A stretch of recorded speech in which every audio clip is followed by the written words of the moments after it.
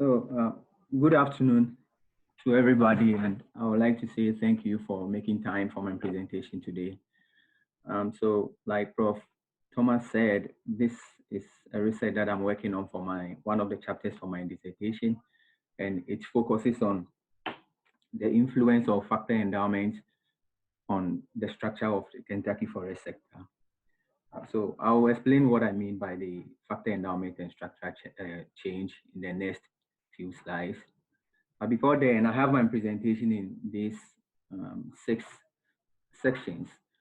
But I'll start by giving a brief introduction on the concept of structural change, and I'll go ahead with the research question and objectives that is guiding this study, the data that we are using, and the methods, and the results we have so far, and the conclusion we are drawing from the results. Yeah, so when we say factor endowment or factor input endowment, it basically refers to the amount of capital, labor, or land, or any form of input available in a region that can be used up by the sectors in a region for their production activities. Like I have some images here, capital, which does not necessarily have to be money. It also involves some equipment that industries buy for their production, and labor, which involves humans, of course, intellect and stuff, and natural resources, which comes in the form of land. So when we say the structure of an economy, the structure basically refers to the proportion of sectors in aggregate economic activities. And aggregate economic activities basically refers to GDP indicators, economic indicators like GDP, employment, import, exports, name it. So depending on the indicator that you are looking at, then the proportion of sectors in these indicators refers to the structure of the economy.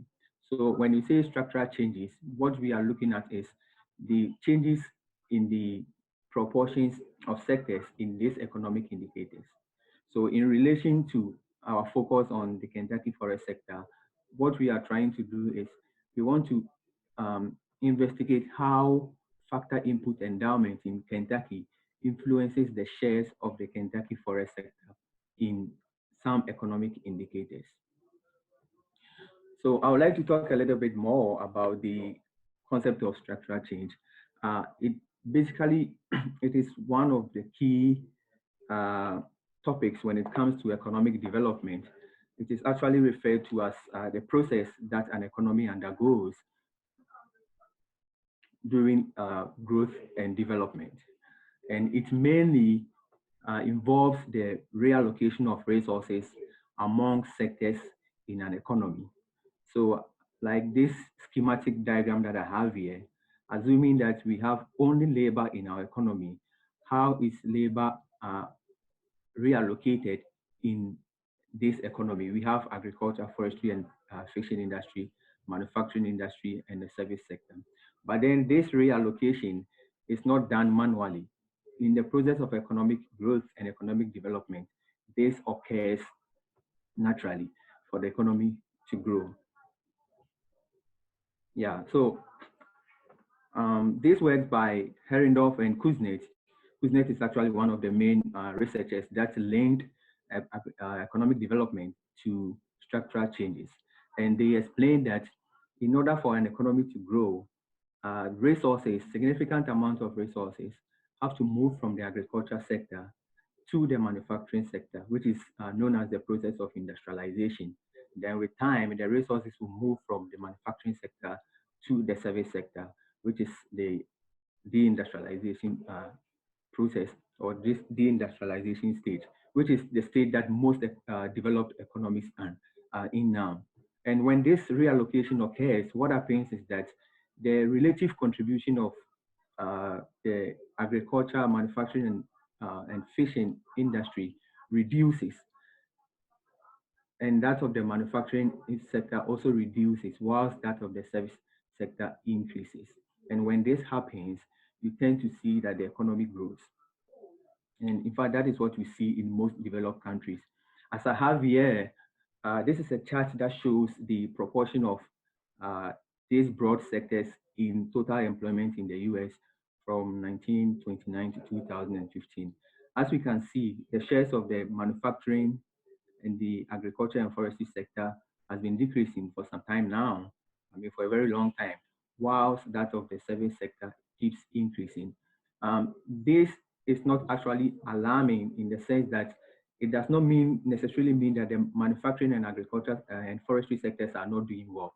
What it means is that the economy itself has developed and it does not depend so much on these sectors. In other words, the manufacturing and agriculture sectors are becoming more efficient. Hence, they do not absorb a lot of labor. But then, because the economy is growing or is developing, the service sector keeps expanding, which is able to absorb the labor that the manufacturing and agriculture sectors are not absorbing. Yeah, so this is a similar graph, but this one shows the shares of this one shows the shares of the sectors in um, real GDP. As we can see, even though we saw a significant decline in the manufacturing and agriculture sector in terms of the employment shares, here they are quite stable. They've been quite stable, or the decline is not that much, and which also gives an indication that even though they are shedding off or they are not absorbing more labor, they are becoming more productive, which increases their output, therefore their contribution.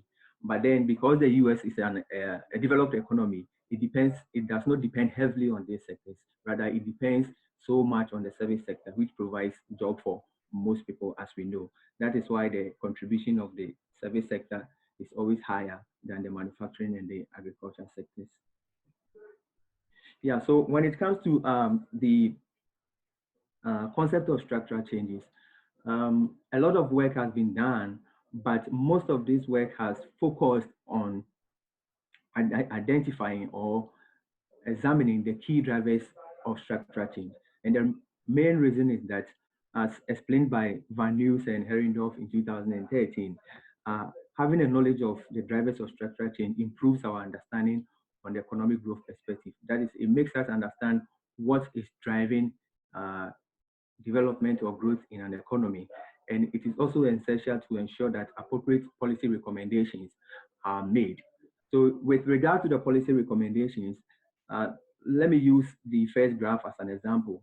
Assuming that we know that we are aware that the manufacturing and the agriculture sector, agriculture and forestry sectors are having a reduction in employment, mainly because they are becoming capital intensive, or they are using more capital than labor. Then with this knowledge, policy intervention can be made to expand the service sector so that it will absorb the labor that the manufacturing and agriculture sectors are not absorbing. And that is one of the key reasons why it is good to understand the drivers of structural change. The drivers of structural change has been explained from different perspectives. One perspective has to do with the supply side, which explains structural changes in with regards to the differences in the rate of technological growth among sectors. So I would like to explain this one with an example. So let's assume that we have just two farmers in Kentucky that makes up our economy. Then one farmer uses, let me say, 100 employees for its production, but then the other farmer uses only 50 employees for its production. But then the farmer that uses the 50 employees for his production also have drones that he or she uses for fertilizing his crops. So what we are likely to see is that the farmer with 100 employees are going to have a large share when it comes to employment, because that farm is employing more people. But when it comes to, but at the end of the day, there is a high tendency that the farmer with only 50 employees can have a higher output because of the usage of drones, which is an advanced technology as compared to human beings fertilizing. So that is where the differences come. When technology changes, in this case, the farmer with the drones is going to have a higher share in output, whilst that the one with the more employees might have a lower share in output, but have more share in uh, employment. So in relation to sectors, that is what happens. Sectors that become more technologically advanced tend to have uh, more share in output as compared to those with less advancement. The on the demand side, what the demand side explains is that uh, the relationship between structural changes is based on the structure of a demand and also the differences in income elasticity for the demand across sectors. What this basically means is that the share or the proportions of sectors in economic indicators has to do with how much of the goods coming from the sectors are consumed by consumers or are bought by consumers when consumer income changes. So assuming we have two, again, let's say we have two farmers in an economy. One produces, let me say, apple and another produces oranges. So what the demand side theorem is saying that basically the amount of goods coming from the sector or the farmer that produces oranges and the one that produces apples, it is dependent on how much the consumer will buy, how much of apples and how much of oranges the consumer is going to buy when his income changes. Yeah. And another group of studies, aside from the demand and the supply side, another group of studies have actually also linked structural changes to factor compositions at the regional level. And what this theorem says that, or the factor endowment-based structural change theorem says that, as the factor composition of an economy changes, uh, sectors in an economy responds to these changes. So, for instance, based on the graphical representation that I have here, I'm assuming that in Kentucky, the graph I have here is the map I have here actually is a representation of Kentucky. Assuming that in Kentucky, we have only two resources or only two inputs, capital and labor. And there are only two sectors in our economy. Sorry, I made a mistake. Sector one is a paper production sector, and sector two is a produces clothing. Obviously, the paper production sector is more capital intensive, or it uses more capital than the sector that produces clothing. So what the factor endowment based structure change theorem says is that when labor, let's say when labor increases from 3 to 6, then the sector that uses labor the most is going to have a significant increase in its output. Therefore, its share will increase as compared to the sector that uses capital, as compared to the sector that uses labor less. And the reverse is also true. Assuming that capital increases and labor remains the same, then the sector that uses labor more is going to have less output as compared to the sector that uses capital more. So, and that is the basis of the structural factor endowment based theorem. It basically links the shares of sectors in economic indicators to how the sectors responds to changes in factor endowment in an economy. Yeah, so with regards to the forest sector, uh, not a lot of studies have actually, not a lot of studies have actually focused on examining structural changes in the forest sector. And a few of a few of these studies actually shows that, for example, by Lebedi and Koyo in 2014, gave some descriptive analysis concerning the shares of the forest, the global shares of the forest sector in GDP and employment, which are two of the main indicators that are mostly used to assess the performance of an economy and also in these structural change studies. They found that following the analysis, they found that between 2000 and 2011, the employment contribution of the forest sector globally reduced by 1%, which was a reduction from 0.5% to 0.4%. And that of GDP reduced by 0.3% from 1.2 to 0.9.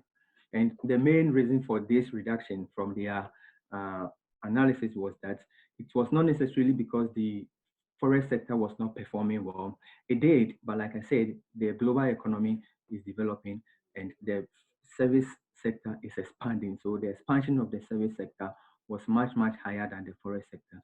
That is why the contribution of the forest sector was less or reduced. Yeah, so this is actually a graph of from their work, Levidi and Co. Um, as you can see from this graph, if you can see the cases, um, for all the regions that they considered, there was a reduction in labor force in the from the forest sector and also um, in GDP. In North America, where we are, the forest, there was a 0.5% reduction in labor force and also 0.5% reduction in GDP. On the average, as I showed in the previous slide, the forest sector reduced by 0.9% in terms of its contribution to GDP and also by 0.1% in terms of its contribution to the labor force in the global economy. And this was mainly due to the expansion of the service sector globally, which is actually a key representation or a key it is actually a key indication of structural changes in the global economy. Specific to the US, this studies, a recent report from the Forest 2 Market website indicates that the wood, paper, and manufacturing industries contribution to the state GDP was about 107.5 billion, which was actually an increment from 2011 as reported by Yansu and Co. recently. They estimated about 91.5 billion for the wood, paper, and furniture manufacturing industry, which was actually represented an increase in contribution to GDP from 0.6% to 0.7%, which is a 0.1% increase. Of course, 0.1 seems small, but it is actually huge when you look at the numbers. Again, aside from the expansion of the service sector, which mostly causes the reduction of contribution to most sectors, one of the key drivers of structural changes in the forest sector, especially in the US, has also been attributed to world market competitions or the competition that the US forest sector faces with other economies, and also the reducing demand of forest products, especially newsprint and books. This is actually this has actually been the case for many economies, as the global economy is actually moving from newspaper communications to more electronic communication like we are doing now, and also through mobile phones and stuff. We don't depend much on newsprint and stuff. Nowadays we mostly read our news from our phones and our computers, and that is significantly reducing the share of the forest sector, especially in terms of the paper and board product sector, which is one of the huge subsectors in the forest sector. And specific to the global world market competition, what happens is that because of the strength of the US dollar against the currencies from other economies, normally on the global competition level, consumers in the US are able to bring in more forest products or import more forest products, which in turn dampens the production of forest manufacturing activities in the US. And by reduction in manufacturing activities, the forest sector tends to lay off a lot of workers, which goes a long way of reducing employment in the forest sector. Exports, as I'll show you in the next slide, on the global level, exports of forest products compared to imports has shows that the import has mostly remained higher than the exports. Yeah, so this is a graph from Inter 2007, who actually are focused on investigating structural changes in the forest sector. It's actually one of the few studies you find when it comes to structural changes in the forest sector. And they reveal that based on globalization or global competitiveness for the forest sector, imports, as you can see, imports from 1970 to 2005 has always remained higher than the exports, and it is also the same for the wood pulp. And what happens with this is that as the import increases, it dampens forest product manufacturing in the local economy, or in the US in this case, which um, leads to forest production, forest sectors laying off more workers because they are not able to compete. Another good thing with this is that when this happens, the sectors in the forest sector tend to try to compete on the global market by becoming more efficient, such as moving to capital intensity. But on the bad side, as the sectors become more capital intensive, labor is still lost. Yeah, so this graph actually shows a reduction in employment, which is as a result of this. As imports increases, the local economy in terms of forest sector reduces in employment. As we saw in the previous slide, the paper and paperboard import keeps increasing, and when that happens, we see a significant reduction in employment with regards to the paper and paperboard sector.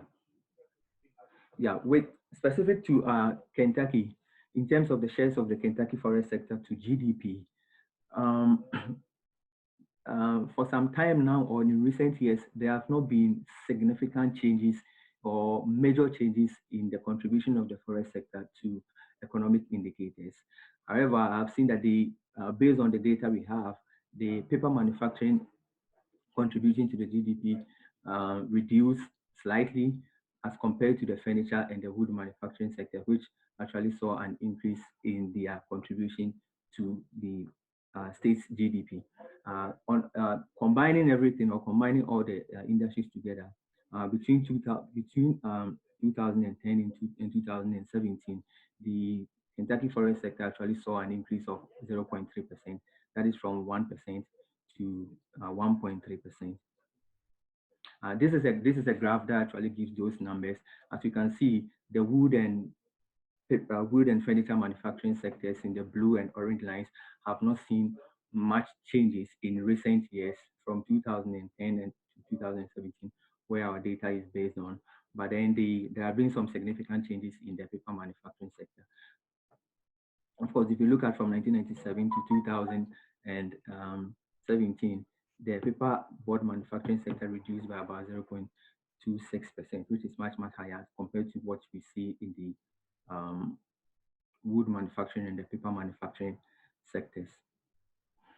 With regards to the sector share in various economic indicators, I actually brought this up because of to actually relate it to what we have been doing in our department in terms of generating forest sector contribution analysis. So we normally generate contribution analysis based on these indicators: employment, labor income, value added, and overall output coming from the industry. And as you can see, there have not been much significant changes in terms of the shares of the forest sector in all these economic indicators. The only significant change we see here is in 2012, where there was a slight dip from 2011. Apart from that, the changes have not been significant in most of economic indicators. I did not put it up here, but I did a graph concerning exports and imports, and the changes have not also been that significant, I mean, in terms of its percentages. Yeah, so this is a graph that compares the forest sector to other sectors in the economy. The trend actually follows what we see at the US at the national level. As you can see, the service sector has the highest contribution with about 61.7%, followed by other manufacturing. I say other manufacturing here because I have isolated the forest sector from it.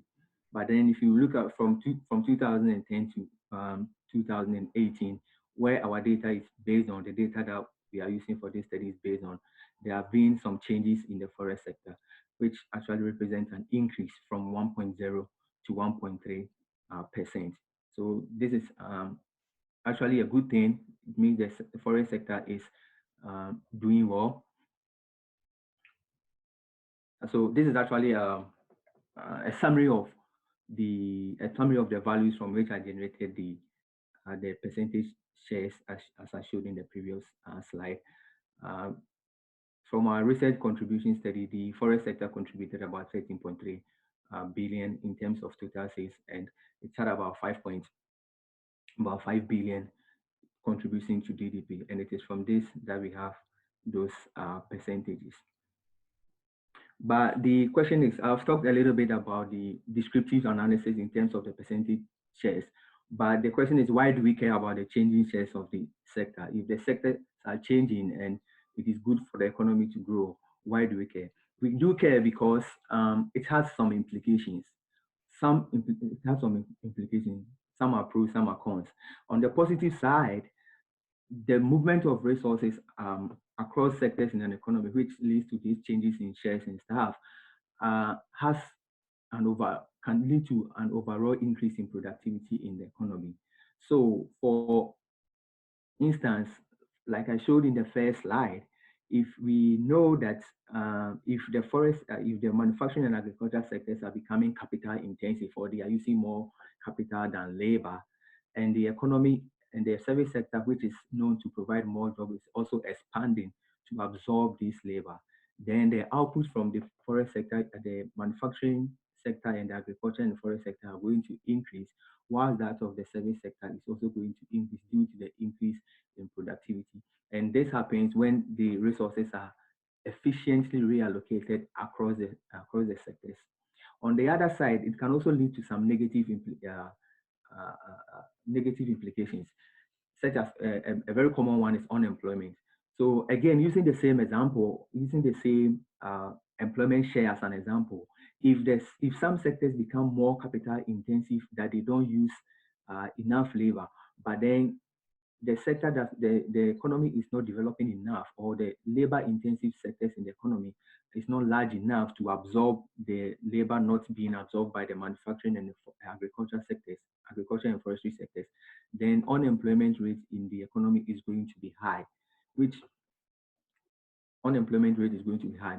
Another negative consequence of these changing shares of sectors is that it's the reallocation of resources actually make the sectors competitive. Um, so sectors that do not become, or sectors that do not improve their ways of production in the economy, can actually be kicked out of the market if resources are not effectively reallocated in the economy. Yeah, so I've talked a little bit more. I've talked a little bit about these structural changes and stuff. But what is actually driving our study, especially in terms of the fact that the Kentucky forest sector has not seen much changes in its shares. Even though we are not seeing much changes, we believe that it is important to understand the drivers of structural change in the Kentucky forest sector, so that it can induce recommending appropriate policy options to keep the forest sector in competition with other sectors as resource level change in the economy. And again, most of the studies that are focused on structural changes specific to the forest sector has not actually determined the impact of the changes or the factors that drive the changes on the shares of the sectors. Most of these have been an outlook studies that actually look at just the increase in the outputs coming from the sectors, but do not actually take this to data and apply them to see the magnitude of the factors that are driving the changes, which is one of the motives behind this studies, or one of the gaps that we want to fill with this study. Yeah, so what is our research question? Our research question here is that we want to answer this question. How do changes in the factor endowment in Kentucky affect the shares of the state forest sector in aggregate economic activities?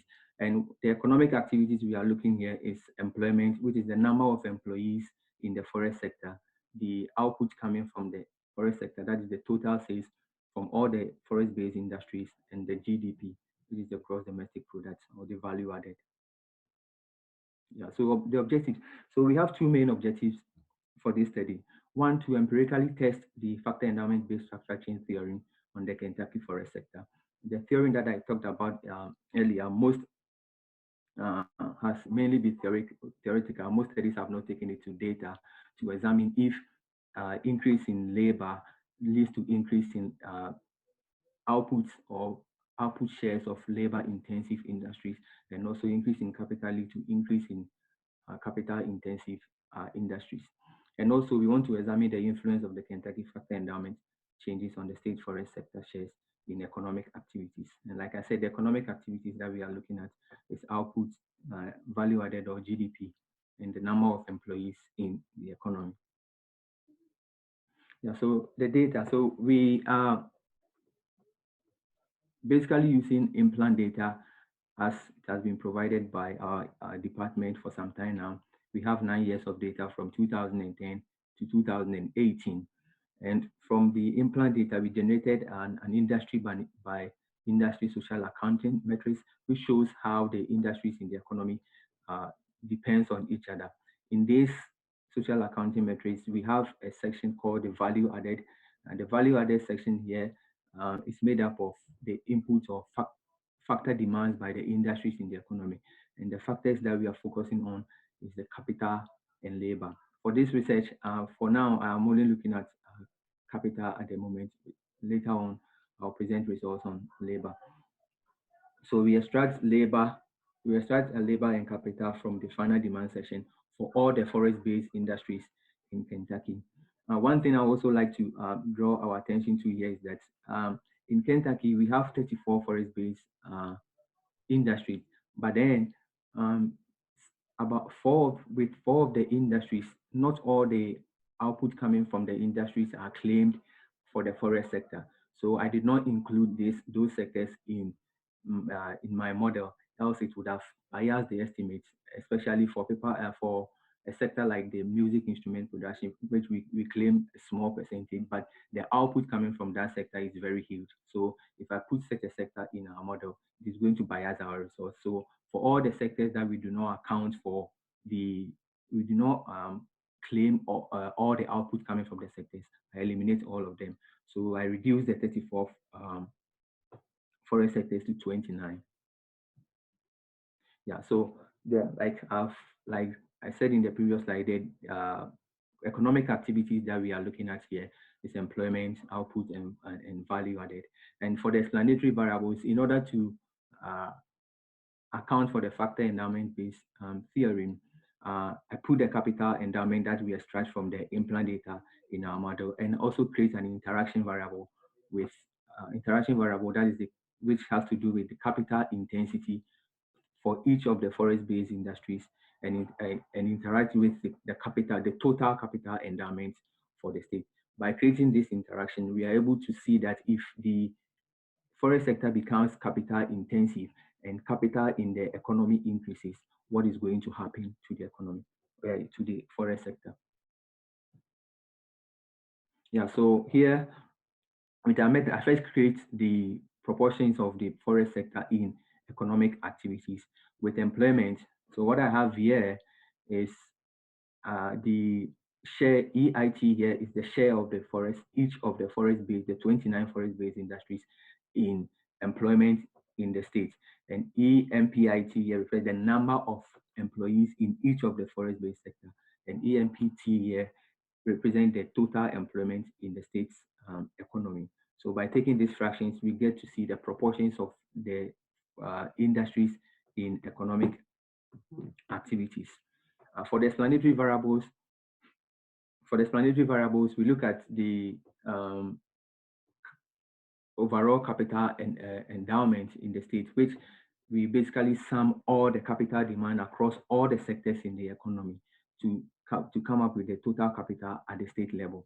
For the industry level, I estimate the capital intensity by dividing or taking a fraction of each of the capital demand coming from each each capital demand from each of the sectors over the total output of provided in each of the sectors. With this, I get what we call the capital intensity.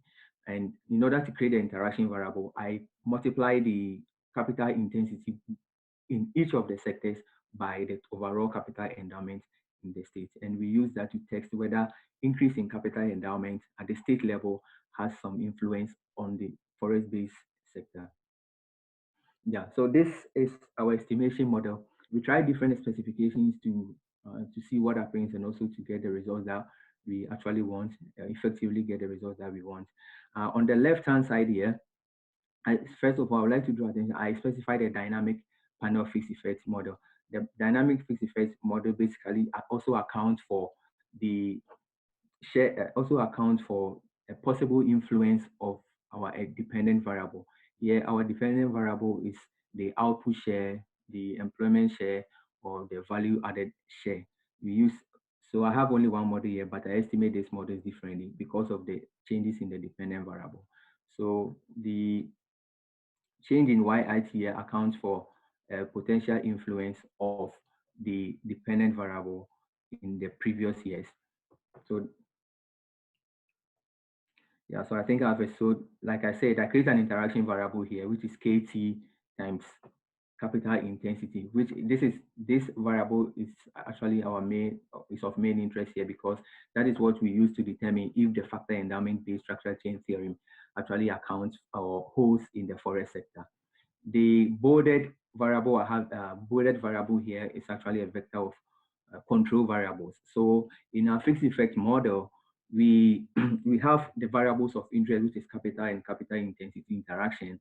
But then we know that there are potential other factors that might influence the proportions of the forest sector in these economic indicators. Some of them we can observe, some of them we do not observe.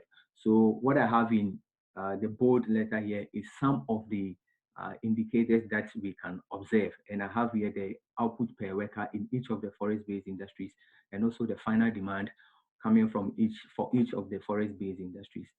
The theta T here is actually a fixed effect variable, and it accounts for changes in the industries over time. And the EIT I have here is an error term, which also accounts for potential biases or potential errors or measurement errors in our model to reduce uh, the errors. Yeah, so this is the results we have so far. I estimate the regression for three dependent variables, like I said earlier. So we have the employment, the value added, and the output. So for the first column, I have the interaction between capital intensity and capital endowment, which we use to test the factor endowment based theory. For employment, we see that the interaction term reveals that as the capital endowment at the state level increases and the forest sector becomes capital intensive, we see a positive correlation, which is not significant. Technically, we would have loved to see that this is negative, but what this means, an indication of this is that it means that the forest sector over the years that we are studying is labor intensive. So some labor is needed alongside with capital for the sector to for the output coming from the sectors to grow. On the value added and the output side, we actually see an improvement or increase in the output coming from the sector, which confirms the factor endowment based theory that when the capital endowment at the state level increases and the forest sector becomes capital intensive, then the output coming from the forest sector, and in this case, its shares will also increase. Of course, the magnitudes are very small, which is also gives an indication that much labor is needed alongside with capital to increase the impact of capital, even as capital becomes abundant in the economy. On on the side of just the capital endowment, we actually see what you would expect that as capital increases, the employment in these industries is going to reduce due to the displacement of labor and an increase in capital in column 2 and 3 for value added and output also shows increase in value added, but the values are too small, which gives an indication that again a lot of labor will be needed alongside with capital in order to increase the magnitude of capital impact on the shares of the forest sector. Um, for the control variables that I throw in the regression, the increase in final demand increase, which has to do with where the output coming from the forest-based industries are purchased or where it goes. We see a positive relationship between factor demand and outputs, which is actually what you would expect to see as the demand for these output coming from the sectors increases, then the output coming from the sectors also increases. Yeah. So um, in this table, I have what we call AB1, AB1 and AB2. Basically, what this does is that it also improves on the model. I wouldn't like to go much into details, but because I have time variable, a time series in the model, what it does is that it avoids any form of correlation between the sectors, and it is tested using the AB2. As you can see, I don't have significance of that, which means I don't have any autocorrelation in the model. So the results are actually appropriate in terms of it having the model, the variables having autocorrelation in them. Yeah, so this to further explain the results that we have in table 2, I had to create this chart to see whether the forest-based industries that we are dealing with is capital intensive or labor intensive. And even though for some time now it is well noted that the forest sector is moving towards capital intensity, that is increasing its efficiency based on the capital usage, we see that most of a large majority of the sectors that we are dealing with were labor intensive, but then the gap between the labor intensity and capital intensity were not huge, which also gives an indication that the capital usage in the forest sector is actually increasing.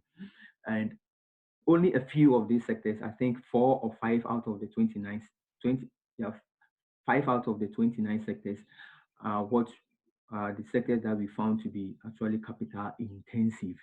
So it was only the commercial logging and the paper manufacturing industries that were capital intensive. And that is one of the reasons why we see the small impacts on the in the regression estimates, because we are interacting capital intensity with capital endowment, but then the sectors that we are dealing with, most of them are actually labor intensive. Yeah, so the main take-home message up to this point in this study is that we realize that the forest sector being capital intensive actually increases the share of the forest sector in economic activities. But then more labor is needed alongside with capital to increase the magnitude of the influence of capital on the forest sector shares. In other words, even though using more capital improves or increases the output coming from this sector, significant displacement of labor is not a good thing, at least in our study period, that is from 2010 and 2018. More labor is needed. Was actually needed to increase the magnitude of the shares in the economic activities. Yeah, so I draw two main conclusions. One, I say that because we take this factor endowment-based structural change theorem, the study actually confirms this theory based on the fact that the output of the forest sector increases as they become capital intensive, and the capital endowments at the industry at the state level also increases, and also more labor is required more labor is required alongside with capital in order to increase the shares of the forest sector. And also, as the sector becomes more capital intensive, labor should be employed alongside with capital. Yeah, so there are still some more work to be done on this research. First, the capital measurement that we use in this study was actually so in the social accounting metrics, it shows transaction between sectors. So the capital measure that we used was actually the payment by the industries for capital. So what we intend to do in future as we move ahead with this study is that we want to use different capital measures, and one that we are working on currently is using physical capital values. The Bureau of Economic Analysis database have this capital at the national level. Currently, I'm working on scaling them down to the state level so that I can employ them in our analysis.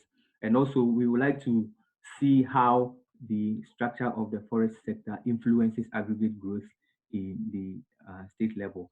This analysis has actually become a little bit difficult for us due to the data limitation that we have. But we are still working on different approaches to see how the structure of the Kentucky forest sector, in terms of its change, its proportions in aggregate economic activities, influences aggregate growth or the total output coming from the Kentucky economy. Yeah, so I think that will be done. That will be that for my presentation today. Thank you.